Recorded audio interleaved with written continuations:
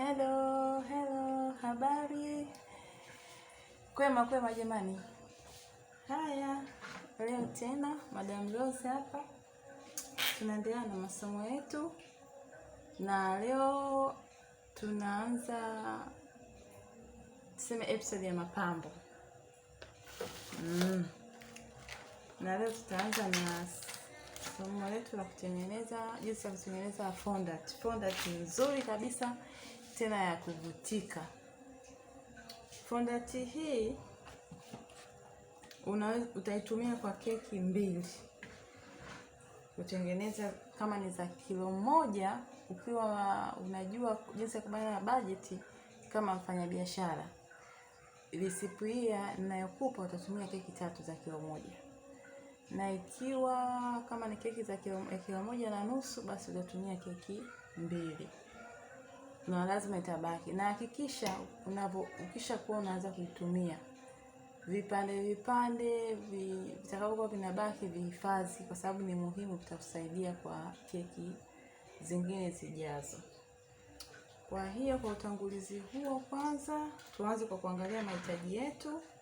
Na hapa tutakuwa na icing sugar ambayo ni hii. Mimi natumia hii. Zipo za aina nyingi, inategemea umepata aina gani. Hii ni gramu 500. Kwa hiyo tutatumia icing sugar box 2.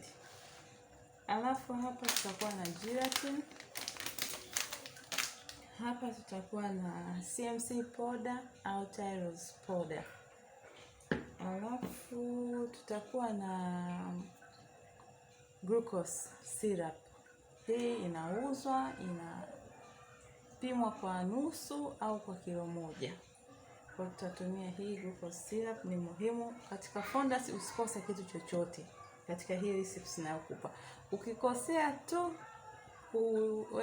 Ukikosa tu kuweka recipe moja, hautapata fondant nzuri ambayo inavutika na ambayo haikatikatiki. Hapa tutatumia glycerin syrup. Alafu tutakuwa na maji.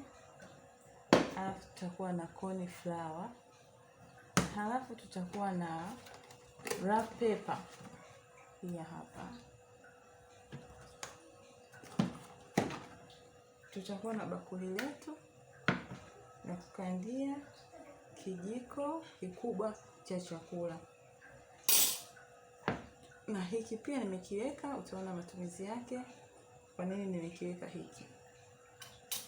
Na bakuli ya kuchanganyia mchanganyiko wetu ambao tutaenda kutengenezea glucose syrup. Tutaenda kutengenezea fondant, Kwa kwanza lazima tuchekeche unga wa icing sugar. Kwanza sababu zinakuja zina mabonde, zinachenga. Kwa hiyo ni lazima tuchekeche kwanza, tupate laini. Na tutatumia boksi zote 2.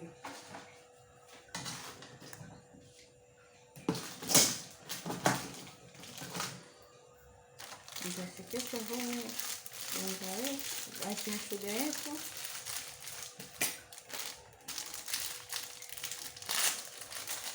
Kwa kutumia chujio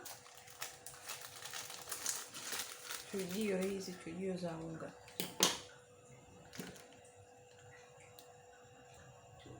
Basi na hapa tayari nimeshachekecha icing sugar yetu na imekuwa laini. Sasa nitaiweka pembeni.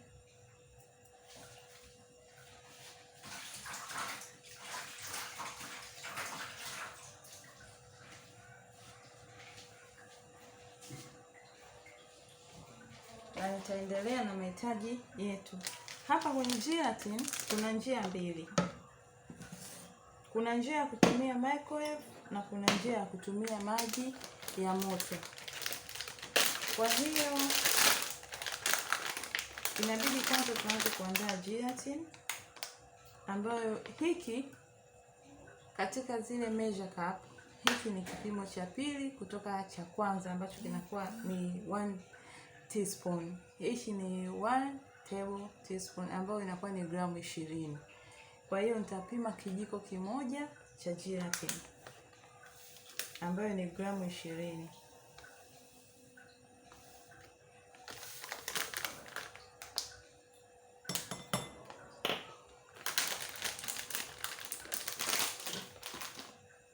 Baada ya hapo nitachanganya na maji yangu ambayo maji nimesimia.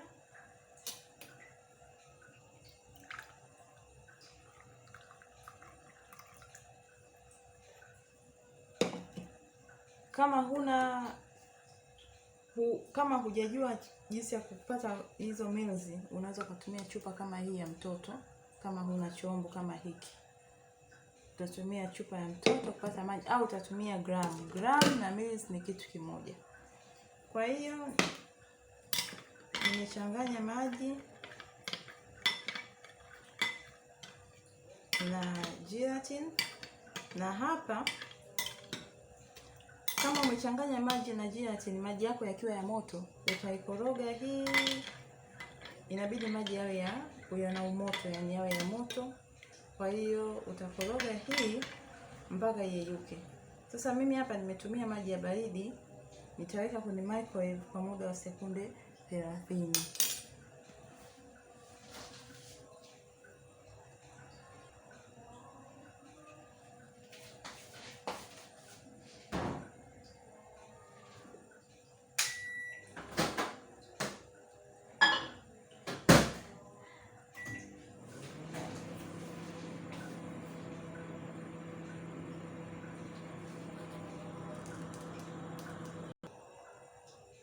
Nao nimeitoa kwenye microwave na tayari imeshayeyuka. Hakikisha kusiwe na chenga zozote za gelatin zilizobaki. Kwa hiyo utaona imekuwa kama ni maji mazito hivi. Kama nataka kuvutika, gelatin yote inakuwa imeshayeyuka. Kwa hiyo hapa kinachofuata nitaweka glucose syrup kijiko kimoja cha chakula kilichoshiba kabisa, kama hivi. Nitakoroga mpaka iyeyuke.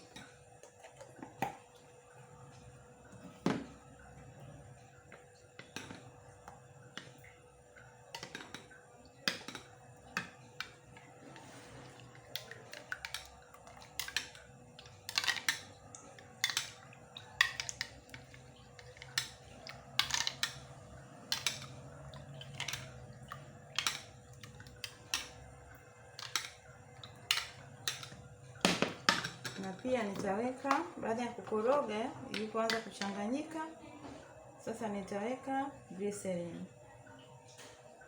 Hii inapatikana, hivi vinapatikana kwenye maduka ya vifaa vya keki tu. Hii ni glycerin ambayo inaliwa, so ya kupaka. Nitakoroga.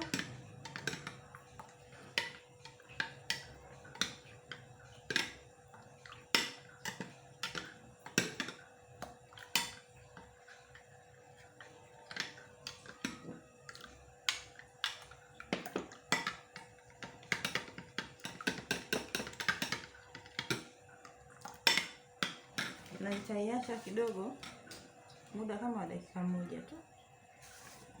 Hapa wakati inaendelea kutulia hiyo inajichanganya, nitapima CMC powder au Tyros powder kijiko kimoja, 1 tablespoon. Nitachanganya kwenye icing sugar yangu na nitaichanganya vizuri.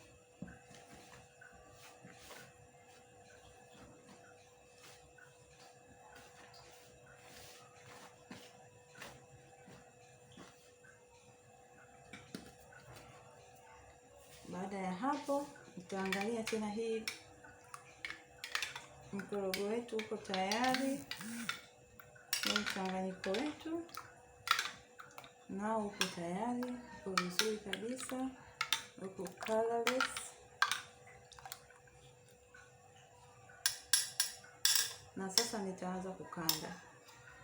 Nitakanda mchanganyiko wangu mpaka ushikane, uwe kama kikando kile cha ile dough, iwe kama kama chapati unapokanda.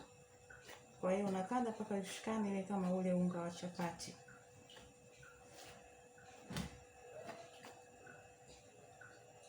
Nitaweka hii gelatin kidogo kidogo.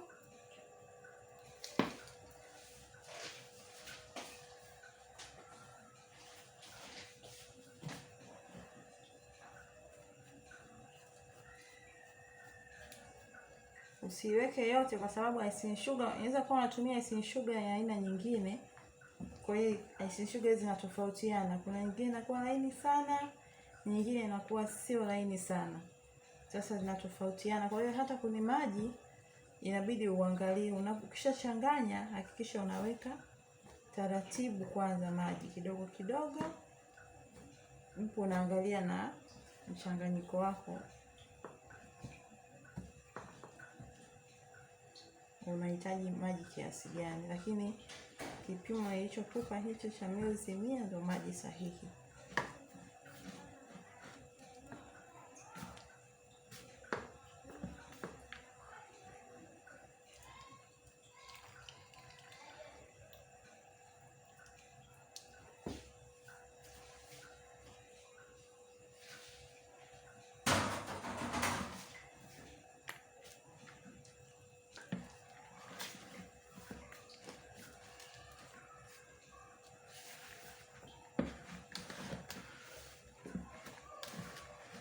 Utaendelea kukanda mpaka ushikane.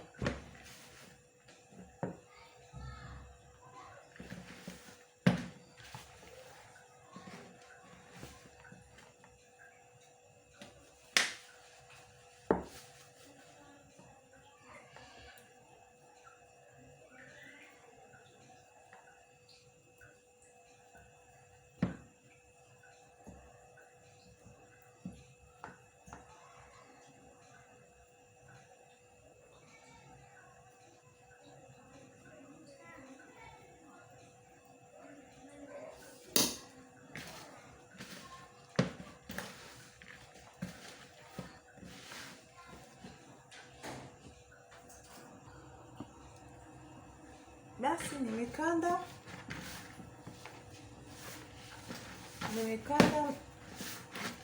icing sugar yetu, fondant yetu, na sasa ipo tayari. Nimekanda kwa muda wa dakika 3 hivi,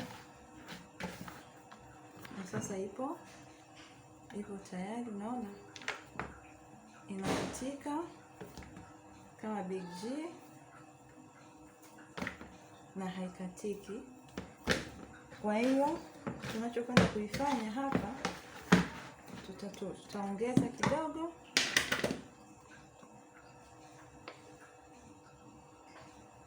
Tutaongeza kijiko kidogo cha corn flour.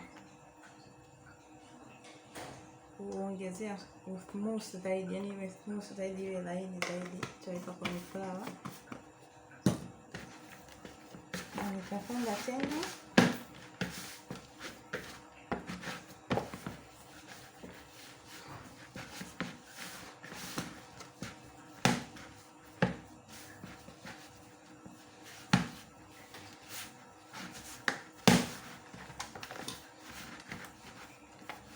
Na hapa ipo tayari.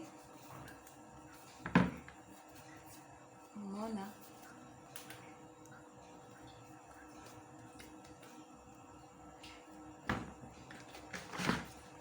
inavutika nzuri, yaani unapamba keki bila kuwa na wasiwasi wa fondant yako kukatika. Ninawafundisheni fondant ambayo haitakupa stress kabisa. Basi napaka hapa fondant yetu ipo tayari, na itabidi uitumie, uiweke ipumzike kwa muda wa saa 1 na kuendelea, kutokana tu na matumizi yake. Wakati unataka kutumia, hakikisha kwamba unaitengeneza alafu unaitumia baada ya saa 1, inakuwa tayari.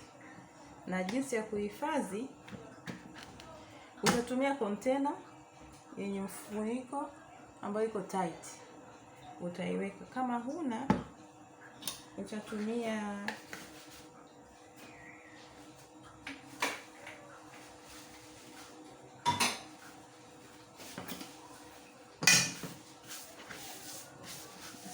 wrap paper.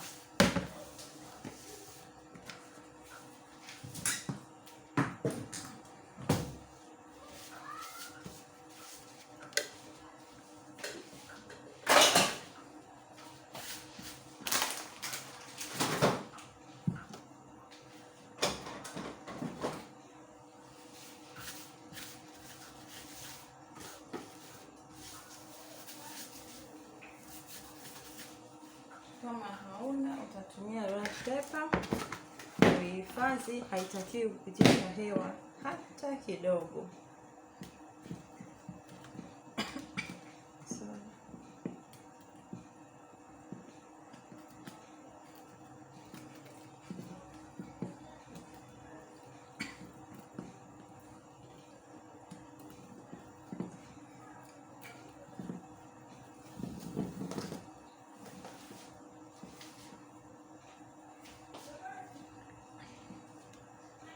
Nitaweka hivyo.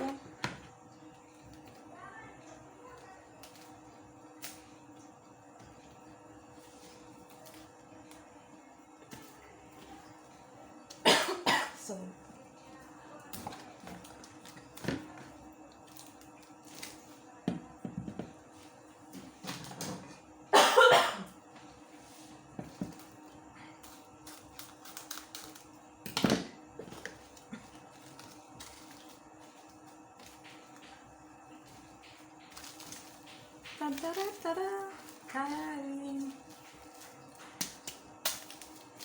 Na nitaiweka sehemu salama. Sorry. Ninaumwa, niliwaambia ninaumwa. Okay, baada ya hapa fundi itakuwa tayari kwa matumizi baada ya saa 1 na kuendelea. Na kama huitumii muda leo unaweza kuiweka kwenye fridge, na inakaa kwenye fridge zaidi ya miezi 3 ikiwa nzima kabisa.